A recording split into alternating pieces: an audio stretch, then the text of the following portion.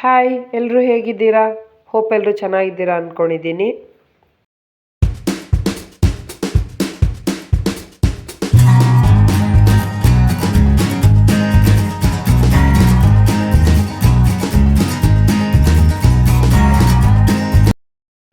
S, ಎಲ್ರಿಗೂ ಗೊತ್ತಾಗಿದೆ ಅಂದ್ಕೊತೀನಿ. So very simple and very tasty chicken sambar. Okay, ಈ ಚಿಕನ್ ಸಾಂಬಾರ್ ಮಾಡ್ತಿರೋದು ನಮ್ಮ ಬ್ರದರ್ ಇನ್ಲಾ. ಸೊ ತುಂಬ ಟೇಸ್ಟಿಯಾಗಿ ಮಾಡಿದರು, ತುಂಬ ಚೆನ್ನಾಗಿತ್ತು. ಫಸ್ಟ್ ಇಲ್ಲಿ ಬೇಕಾಗಿರೋ ಇಂಗ್ರೀಡಿಯೆಂಟ್ಸ್ ರೆಡಿ ಮಾಡ್ಕೊತಿದ್ದಾರೆ. ಓಕೆ, ಇಂಗ್ರೀಡಿಯೆಂಟ್ಸ್ಗೆ ಏನೇನು ಬೇಕು ಅಂದರೆ ಬೆಳ್ಳುಳ್ಳಿ 2.5 ಗೆಂಡೆ, ಶುಂಠಿ 2.5 ಇಂಚು, ಈರುಳ್ಳಿ 2.5 ಮೀಡಿಯಮ್ ಸೈಜ್ದು, ಟೊಮೊಟೊ 2.5 ಸ್ಮಾಲ್ ಅಥವಾ ಮೀಡಿಯಮ್ ಸೈಜ್ದು, ರೆಡ್ ಚಿಲ್ಲಿ ಅಥವಾ ಗ್ರೀನ್ ಚಿಲ್ಲಿ, ಹಸಿಮೆಣ್ಸಿನ್ಕಾಯಿ ಆದರೂ ಬಳಸ್ಬೋದು, ಇಲ್ಲ ಒಣಮೆಣ್ಸಿನ್ಕಾಯಿ ಆದರೂ ಬಳಸ್ಬೋದು. ಪ್ರತಿ ಸ್ಪೈಸಸ್ಗೂ 2 ಅಂದ್ಕೊಂಡ್ರೂ ಸೊ ಟೋಟಲ್ ನಾವಿಲ್ಲಿ 10 ರೆಡ್ ಚಿಲ್ಲೀಸ್ ಯೂಸ್ ಮಾಡಿದ್ದೀವಿ, ಒಣಮೆಣ್ಸಿನ್ಕಾಯಿ ಯೂಸ್ ಮಾಡಿದ್ದೀವಿ. ಸೊ ಮೀಡಿಯಮ್ ಸ್ಪೈಸಿ ಇರುತ್ತೆ, ಅಷ್ಟೊಂದು ಖಾರ ಇರೋಲ್ಲ, ಮೀಡಿಯಮಾಗಿ ಖಾರ ಇರುತ್ತೆ. ಆಲ್ಮೋಸ್ಟ್ ನಾವಿಲ್ಲಿ ಯೂಸ್ ಮಾಡ್ತಾ ಇರೋ ಮಸಾಲೆ 1.25 to 1.5 kg ಚಿಕನ್ಗೆ. ಸೊ ಫಸ್ಟ್ ನಾವಿಲ್ಲಿ 1 ಟೇಬಲ್ ಸ್ಪೂನ್ ಎಣ್ಣೆ ಬಿಟ್ಟು ಎಲ್ಲ ಇಂಗ್ರೀಡಿಯೆಂಟ್ಸ್ನು ಕುಕ್ಕರ್ಗೆ ಹಾಕಿ ರೋಸ್ಟ್ ಮಾಡ್ಕೊತಾ ಇದ್ದೀವಿ. ಇದ್ರ ಜೊತೆಗೆ 10 ಟೇಬಲ್ ಸ್ಪೂನಷ್ಟು ಕೊಬ್ಬರಿ ಯೂಸ್ ಮಾಡಿದ್ದೀವಿ.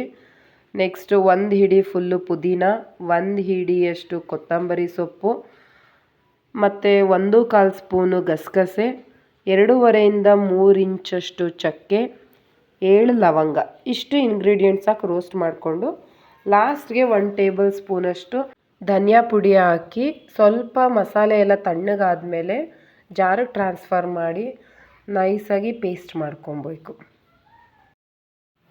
ಸೊ ಚೆನ್ನಾಗಿ ಪೇಸ್ಟ್ ಮಾಡ್ಕೊಂಡ್ಮೇಲೆ ಕುಕ್ಕರ್ ಹಚ್ಚಿ 2 ಟೇಬಲ್ ಸ್ಪೂನಷ್ಟು ಎಣ್ಣೆ ಬಿಡ್ತಿದ್ದೀವಿ. ಸೊ ಎಣ್ಣೆಗೆ 1 ಈರುಳ್ಳಿ ಹಾಕಿ ಸ್ವಲ್ಪ ಅರಿಶಿನ ಪುಡಿ ಹಾಕಿ ರೋಸ್ಟ್ ಮಾಡ್ಕೊತೀವಿ.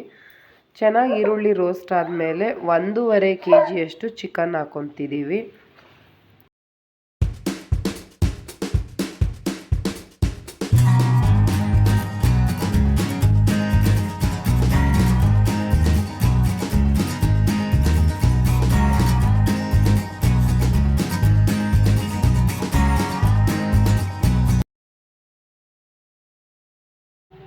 ಅರಿಶಿನ ಪುಡಿನ ನಾವಿಲ್ಲಿ ಒಗ್ಗರಣೆಗೆ ಹಾಕಿರಲಿಲ್ಲ, ಸೊ ಅದರಿಂದ ಈಗ ಸೇರಿಸ್ಕೊತಿದ್ದೀವಿ.